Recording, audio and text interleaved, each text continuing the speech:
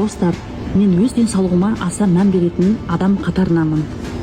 Үнемі уақытында мен ерсак витаминдерін ішіп тұрамын. Соның бірі ерсак коллагені. Басқа коллагендермен салыстырмалы түрде айтатын болсам, бірінші мен құрамына мән беремін. Бізде бірінші, екінші, үш типтік коллагеніміз бар. Бірінші тип ол біздің шаш, тырнақ және беттегі майда қарадақтарды, әжімдерді жояды. Екінші тип ол біздің буындағы хряшты орнына келтіріп, суставтардағы қанның құрамын тазалайтын болады және қақсау, буын сырқау дегеннің барлығын алдын алады.